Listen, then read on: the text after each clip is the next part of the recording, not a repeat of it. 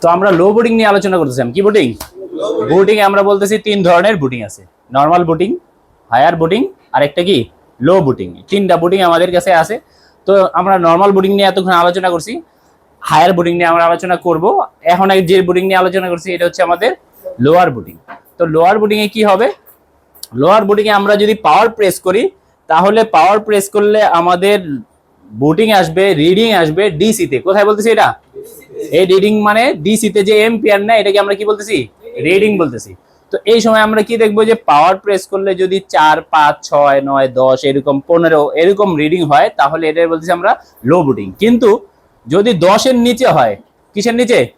10 এর নিচে হয়, তাহলে কিন্তু আপনার 3 ডিজিটের যদি পাওয়ার সাপ্লাই থাকে, কত ডিজিটের? তাহলে কিন্তু দেখাবেই না। কেন দেখাবে না? দেখেন, বুঝেন ভালো করে। হ্যাঁ, যেমন আমার কাছে আছে হলো এইটা একটা, এই এই কয়টা ডিজিট? 3টা ডিজিট। এইখানে একটা হইতেছে, এটা হলো আমাদের 4 ডিজিট। ওকে, এখন আমি বলতেছি আপনার যেটার কথা, এটা হচ্ছে আমাদের 4 ডিজিটের কথা। যে এইখানে যদি এটা আসে হচ্ছে যে রিডিং আসলে হলো 12। ওকে, কত আসছে? এখন এটার মধ্যে কত আসবে বুঝতে পারছেন?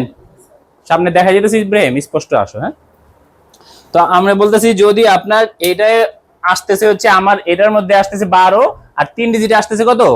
1। তার মানে আমি যখন 12 বলতেছি, আপনার কাছে যদি 3 ডিজিট থাকে ডিসি পাওয়ার সাপ্লাই, তার মানে এটার মধ্যে আপনি ধরবেন কত? 1। এখন এইটার মধ্যে যদি আসে 6, পাওয়ার প্রেস করছেন, আসে কত? 6, আসছে 2, তার মানে আপনার এই 3 ডিজিটে কত আসছে? কিছু আসছে? কিছু দেখতে পারবো না। তার মানে আপনি এখনকার মোবাইল স্মার্টফোন যদি আপনি ভালোভাবে রিপেয়ার করতে চান, তাহলে আপনার কাছে একটা মিনিমাম একটা 4 ডিজিটের পাওয়ার সাপ্লাই থাকা দরকার। নইলে আপনি অনেক কিছু বুঝতেই পারবেন না, আসলে বিষয়টা কি, কোথায় কাজ করেন বুঝতে পারবেন না। কারণ এইটারে আমরা লো বুটিংই বলতেছি। 0.2, 0.6, যেমন স্যামসাং একটা কমন আছে যে অটো 2% শর্ট, 3% শর্ট। এটা যদি আপনার এইটার এই পাওয়ার সাপ্লাই লাগান 3 ডিজিট, তাহলে আপনার এটার মধ্যে কিছু দেখাবেই না। তো আপনি কি করবেন? কোথায় কাজ করবেন? আপনি করতে পারবেন আপনার ধারণা থাকলে, আপনার কিছু কিছু চেকিং এর মাধ্যমে, কুল টেস্টিং এর মাধ্যমে, কিন্তু ডিসি পাওয়ার সাপ্লাই আপনি কোনো ইনফরমেশন দিতে পারবেন। এর জন্য আপনার মিনিমাম কি থাকা দরকার? একটা 4 ডিজিটের একটা ডিসি পাওয়ার সাপ্লাই দরকার। অবশ্যই আপনার কাছে একটা 4 ডিজিটের ডিসি পাওয়ার সাপ্লাই থাকতে হবে। এরপরে আমরা বলছি যে এই লো বুটিং যদি হয়, তাহলে ফোনের মধ্যে লো বুটিং যেসব বিষয়গুলোর মধ্যে আসে, তখন আমাদেরকে কি চেক করতে হয়? তখন ফার্স্ট অফ অল আমাদেরকে চেক করতে হয় যে এই ফোনটার মধ্যে রিডিং কি অটো নাকি পাওয়ার প্রেস করলে আসতেছে। কি বলতেছি? রিডিং কি অটো না পাওয়ার প্রেস করলে আসতেছে। যেমন অটো রিডিং মানে অটো 5 উঠে আছে, কিন্তু পাওয়ার প্রেস করলে কোনো রিডিং নিচ্ছে না, এটা এক ধরনের শর্ট। আরেকটা হচ্ছে অটো 5 উঠে আছে, কিন্তু পাওয়ার প্রেস করলে রিডিং নিচ্ছে। দুই ধরনের ক্যাটাগরি সমস্যা।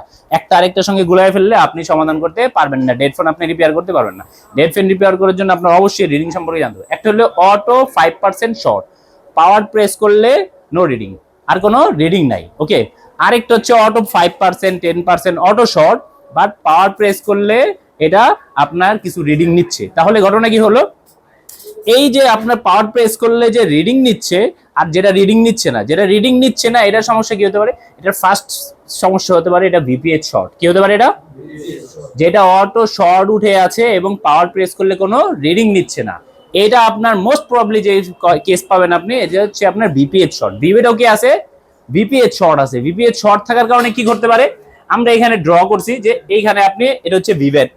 তো আমরা যখন চার্জার সেকশন পড়ছি, তখন দেখছি যে ভিভেট এর সঙ্গে ভিপিএইচ এর সঙ্গে কে পার্থক্য কে করে? চার্জার আইসি। মনে আছে? ভিভেট এর সঙ্গে ভিপিএইচ এর সঙ্গে পার্থক্যকারী কে? চার্জার আইসি। সো চার্জার আইসি এই পাশে যদি শর্ট হয় ভিপিএইচ এ, এটা ভিভেটে আসতে দেয় না। কি আসতে দেয় না? চার্জার আইসি। আবার যদি ভিভেটের এই পাশে শর্ট থাকে, এই পাশে যেতে দেয় না, এটা কে করে? চার্জার আইসি। মানে এখানে ইম্পর্টেন্ট ভূমিকা পালন করে আমাদের চার্জার আইসি।